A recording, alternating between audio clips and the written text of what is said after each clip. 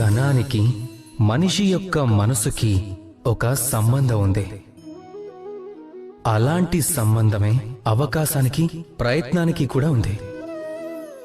మనిషి అనుకుంటాడు, నాకు కొంచెం ధనం లభిస్తే నేను ఏదో ఒకటి చేయొచ్చని.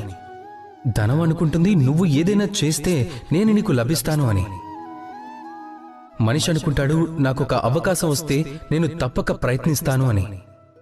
అవకాశం అనుకుంటుంది, నువ్వు ప్రయత్నం చేస్తేనే కదా నేను లభించేది అని.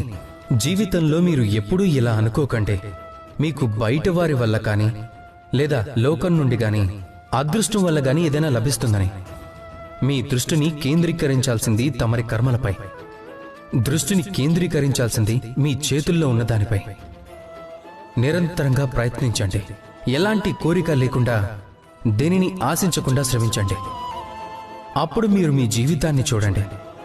అది సాఫల్యం కానివ్వండి, సుఖాలు కానివ్వండి, ధనమైనా కానివ్వండి, అది అవకాశమైనా సరే, స్వయంగా మిమ్మల్ని వెతుక్కుంటూ మీ దగ్గరికి వస్తుంది.